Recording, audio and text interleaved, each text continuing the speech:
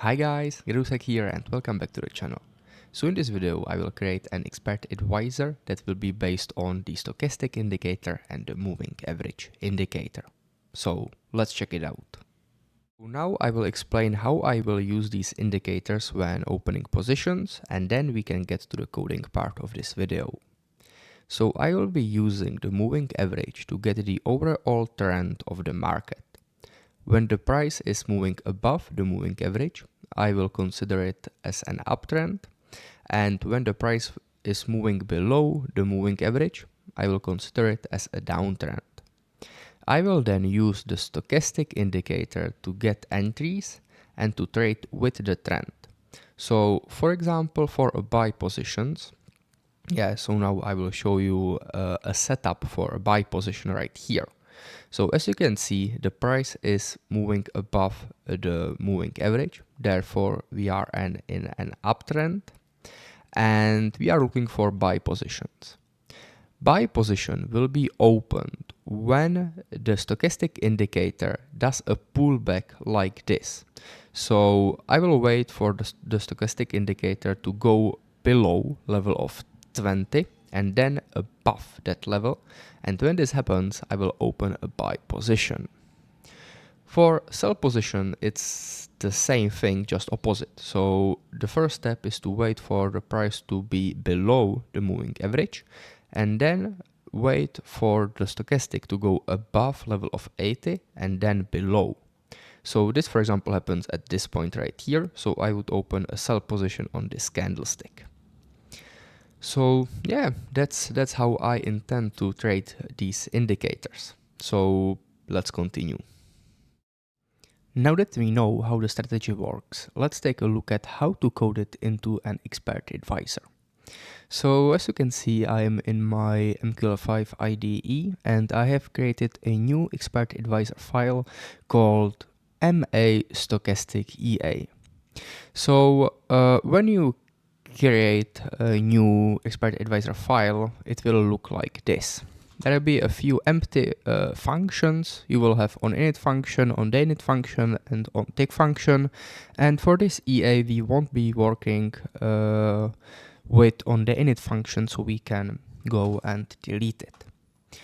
Okay, so now the initial steps when you want to develop an expert advisor are these. So the first thing we have to do is that we have to include the trade/trade.mqh library. This library basically allows us to operate with positions or orders. So we will use this library in order to open buy and sell positions.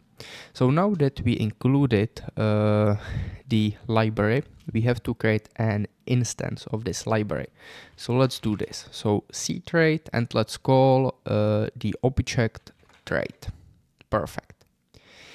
Now the next step is to also create two new global variables that will be called ask and bid. So we will be using ask price and bid price when opening buy and sell positions, and in order for us to do that, we have to create a variables basically inside which we will store the ask and bid prices.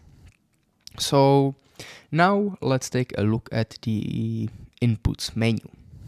So how to start? I will start by creating a new input group called general settings, and inside this input group I will declare a few general inputs. So the first input will be of type integer and it will be magic number. Okay, so magic number is something that every EA should have, and it's just like an identification number for your expert advisor, and we can assign it any value you want. The next general setting should be Boolean type, and it will be input, let's call this open buy, okay? And then we can just copy this, paste it here, and just rename it to open sell. So, for example, some users might only want to open buy positions or only sell positions, and we should allow the user to choose. Okay, so that's how this works. And then we can also do something like input integer, input maximum positions. Okay, so let's do 5, or let's do 1 by default in here, but we can increase it. So yeah, those are our general settings. So as I mentioned before, the EA is working with moving average indicator and the stochastic indicator. So now the next logical step is to create two new input groups, one group for the moving average settings and the second group for the stochastic settings. So let's do exactly that. So input group moving average settings, and then we can just copy this, paste it here, and let's just do stochastic settings. So moving average settings. So let's create these inputs for the moving average. So input integer, input moving average period. So this is the first thing that we need to specify when working with moving average indicator. Let me just check it's still moving. Perfect, this is better. Okay, so this is the first input here. We can do default value of something like 25. Then we will have input integer. Sorry, it's not integer, it's enum ma method, and we will call this input ma method. Yeah, let's keep it simple. And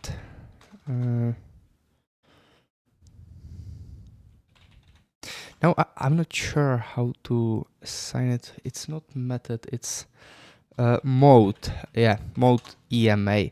So by default we will be using the exponential moving average, and then we can also create a variable for applied price. So enum applied price. So input ma price will be equal to price close.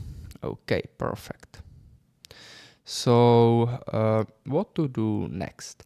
So the next step is to create the settings or the inputs for the stochastic EA as well.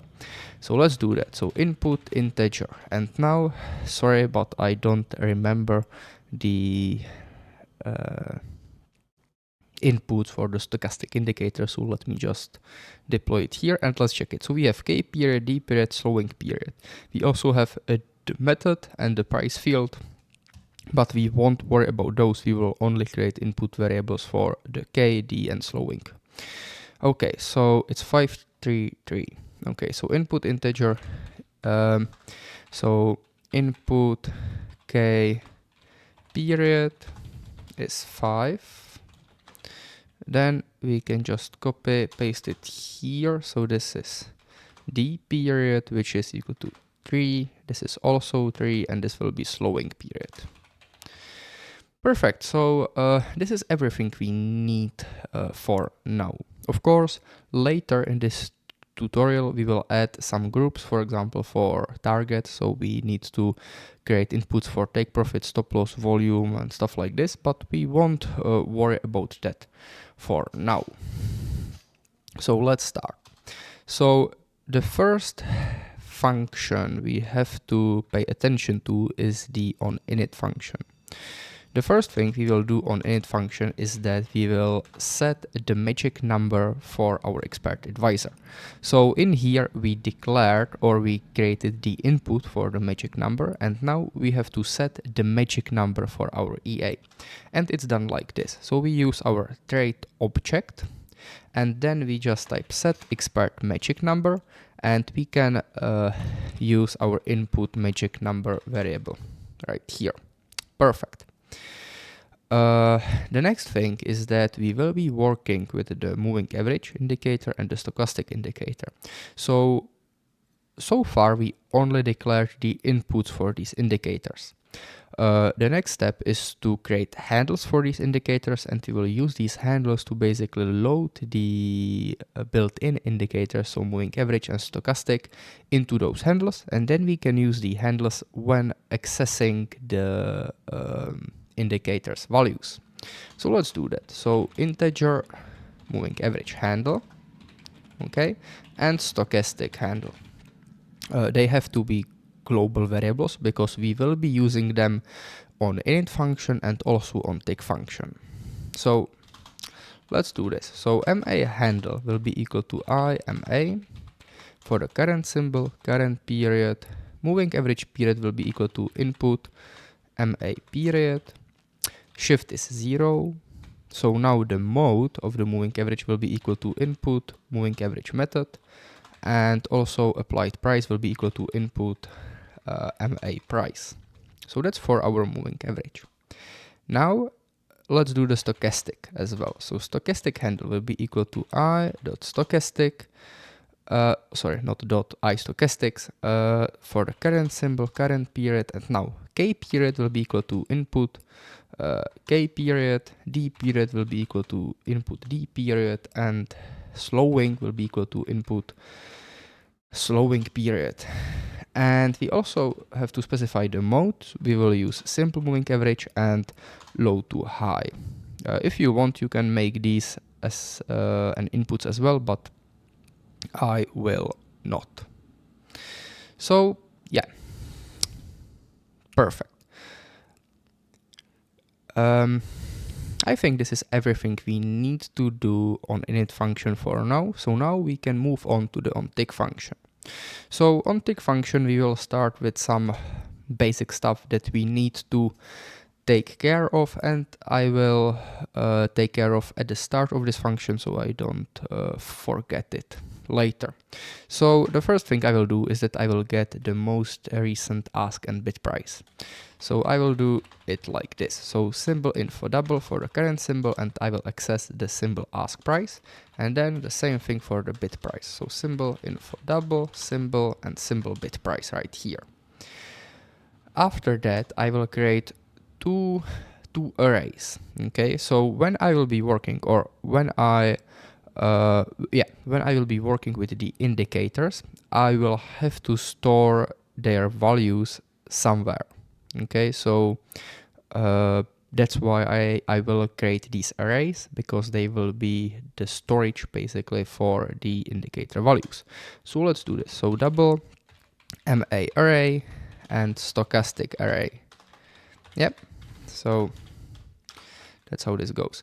And I'm really pissed about my webcam because it's still moving, and so sorry for that, but yeah, let's continue.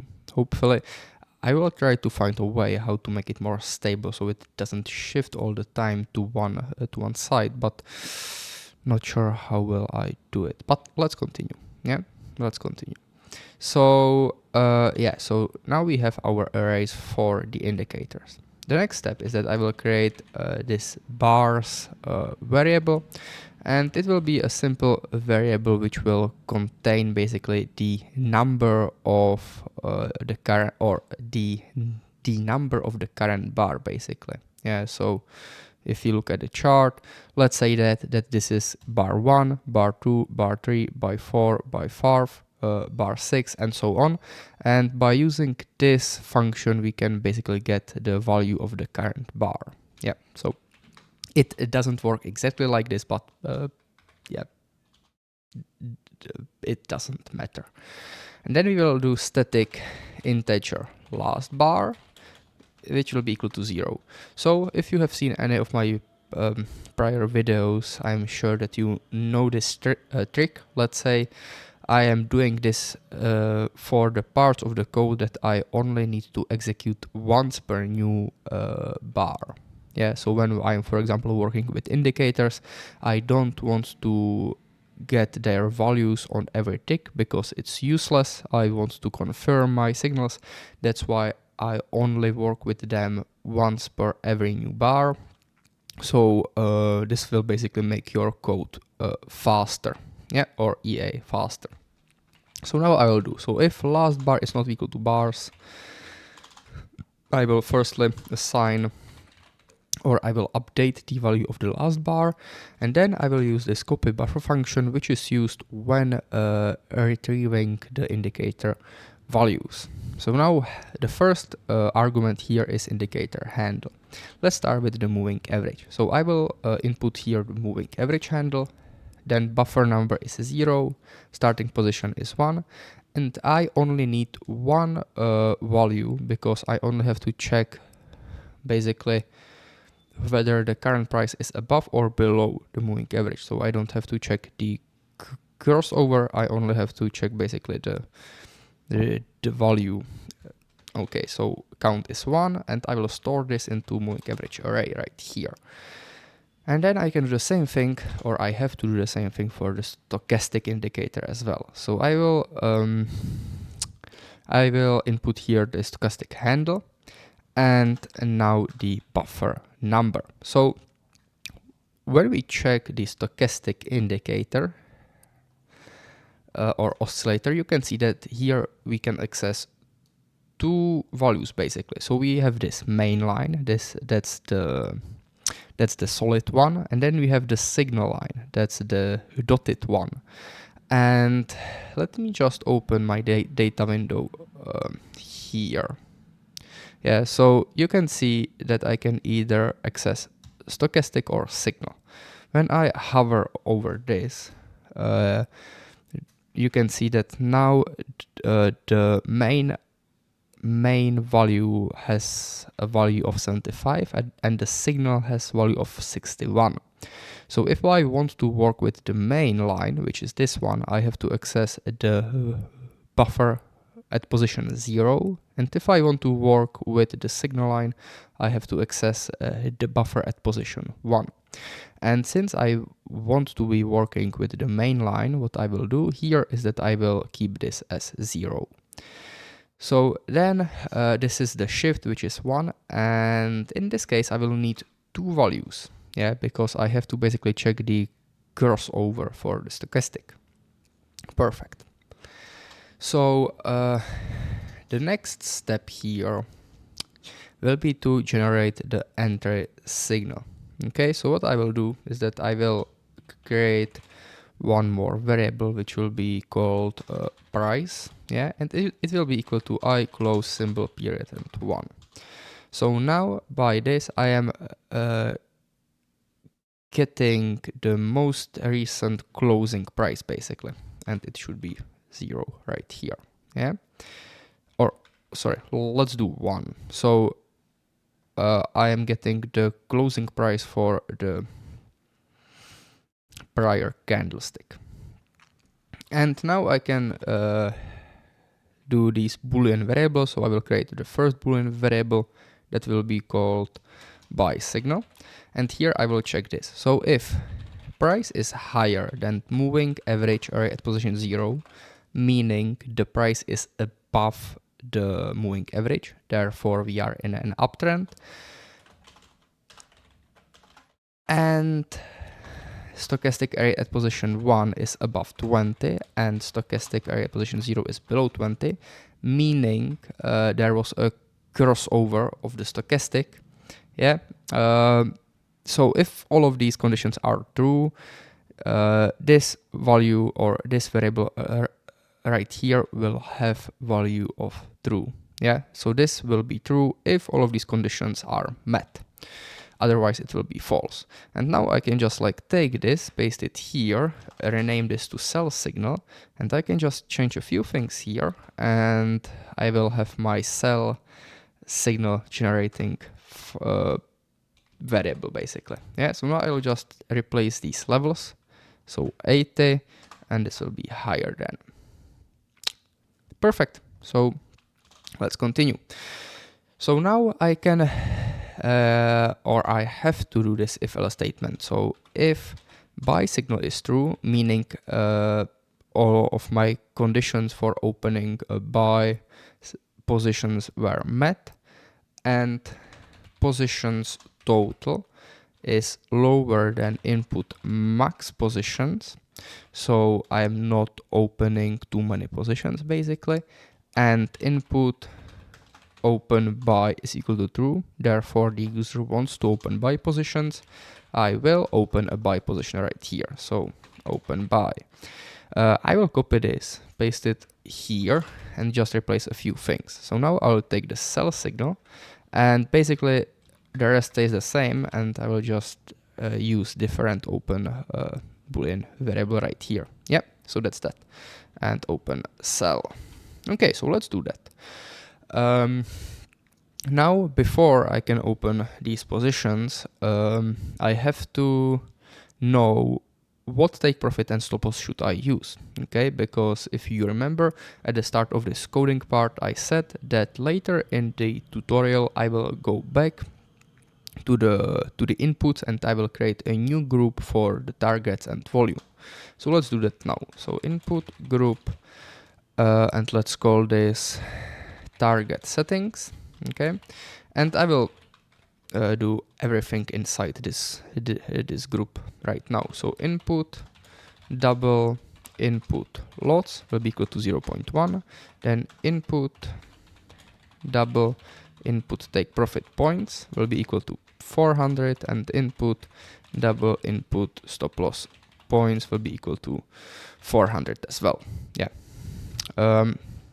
Right now we don't have to worry about these values because we will optimize the EA later. So we only have to need these inputs here, and we don't have to worry about whether these values make sense or not, because we will find the best settings during the optimization, basically. Okay, so let's open buy positions. So trade.buy, so volume is input lots, symbol is current symbol, price is ask price, stop loss is ask price minus input stop loss points times point. Take profit is ask plus input take profit points times point, and that's that. So now we can just take this, copy it right here, and we'll just change a few things. So now we are calling this sell function instead of the buy function, because in this case we want to open the sell position. We have to replace the price to bid price, the stop loss is bid plus stop loss points, and the take profit is bid minus take profit points. So everything should be okay, I guess. Let's check it out. So I'll go to my strategy tester, and let me just find this here. So YouTube, how did I name this? Stochastic EA right here. Okay, so now I only want to check if it works as it should be working. Okay, I will worry about the optimization later. Now I just want to check that it's indeed doing the right thing. And it seems like it does not, because right out of range at line 68. So we have an error inside our code.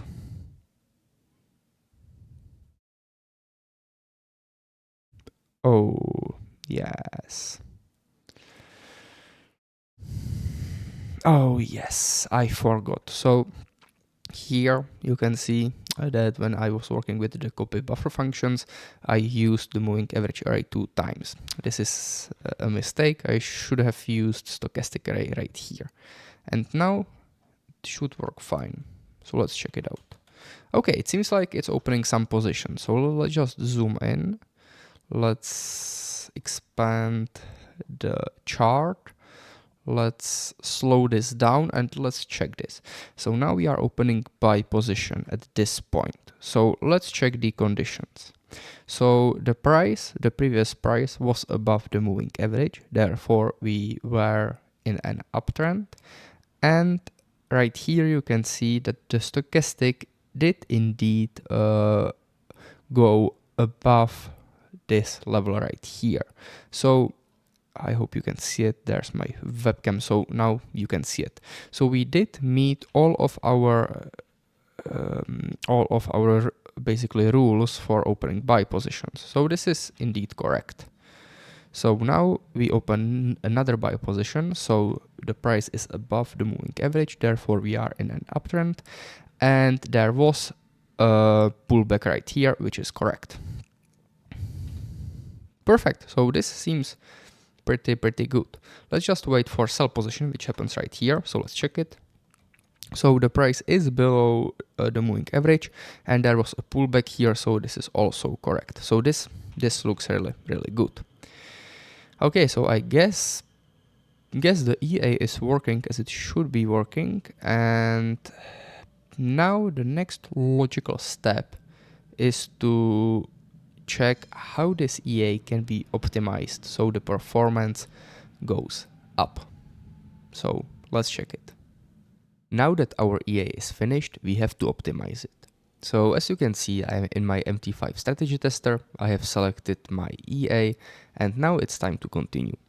So the second thing we have to select is the symbol. This EA is trend following EA. Yeah, we are opening positions with the trend. Therefore, it would make sense to select such symbol that is good for trend following systems. There's quite few of them, but in my opinion, the best trend following symbol is the USD yen. Yeah, it works well for me, so I will go with USD yen. The second thing we have to choose is the time frame. Generally, I like to trade either on 15-minute time frame or 1 hour time frame. I will start the optimization with 15-minute time frame simply because it works very well for me. Then the third thing we have to choose is the date for the optimization. I think optimizing for 5 years in this case is quite enough. If you were to optimize an expert advisor that you want to use on your personal account, you would have to optimize it in a slightly different way, but that would take too much time and I don't want to do that in this video. So let's optimize for the last 5 years. We can also choose this forward option, which is quite useful when it comes down to optimizing your own personal expert advisors, but in this case we won't use it. And next we have to select delays. So let's use, for example, 50 milliseconds. Yeah, it doesn't make much difference with these EAs, but why not? Then we have the modeling technique. So like the same thing here. Yeah, if you are optimizing for your own personal EA, you should go for every tick based on the real ticks. The drawback of this is that it takes too long to finish, basically, and that's something I want to avoid in this video. So I will go with 1 minute to HLC. So just keep in mind that the results that you will get are not 100% precise. So the deposit we can go with 10,000 and optimization will be fast genetic based algorithm. And we will be optimizing for the maximum profit factor. Okay, so now we can move on to the inputs. So what inputs should we optimize here? We don't have to optimize the magic number. We don't have to optimize open buy or sell because we want to open both positions. We can optimize maximum positions, but I think I will just set this to 5 here and I won't optimize it. So I will just increase the value it will use. Then we have the moving average settings. So this is something that we can and that we should optimize. So I will check this box right here because I want to optimize this parameter.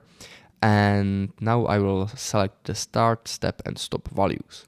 So I will start at 10. The step will be also 10 and I will stop at 400, for example.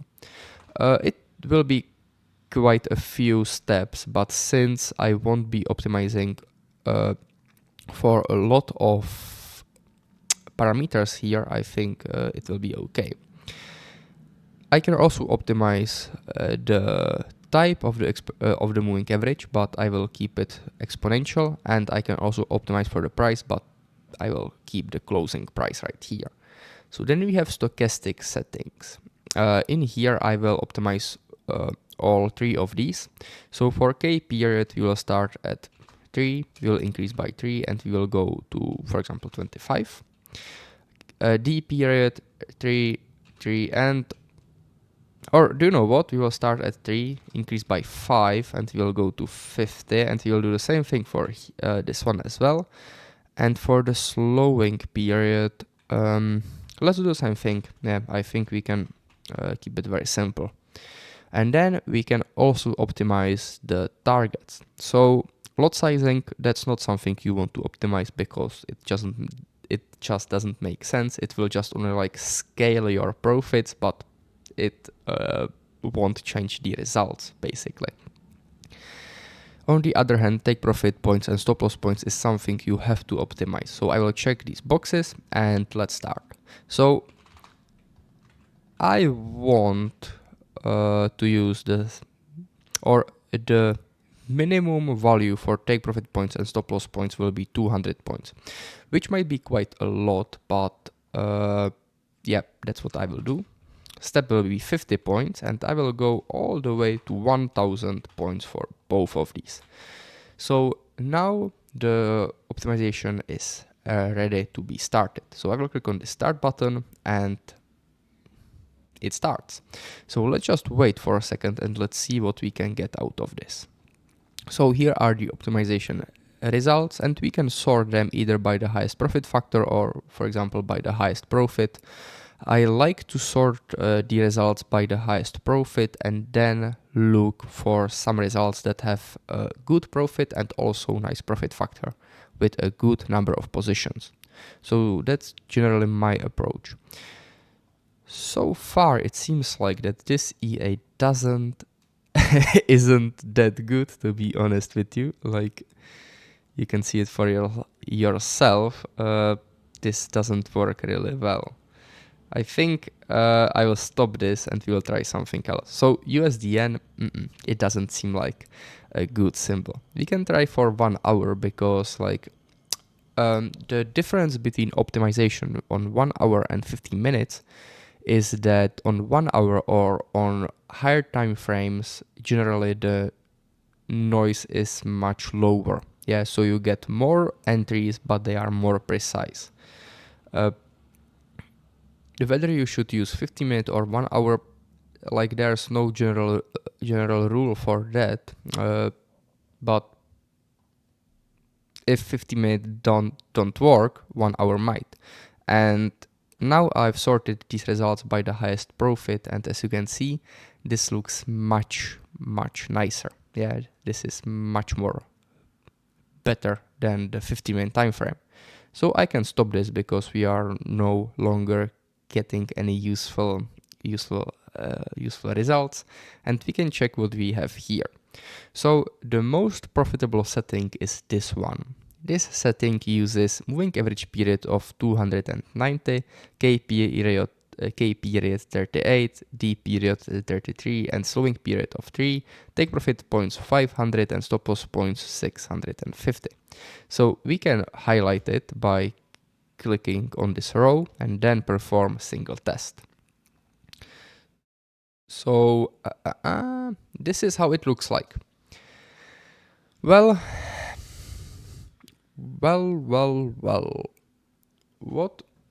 what should I say about this? To be honest with you, this is not a backtest that I would rely on, simply because there's no clear trend. Yeah, what you want to generally see is like a curve that goes steadily up and up. Yeah, it doesn't have to be like always only going up. There can be some drawdown periods, but this is not that good.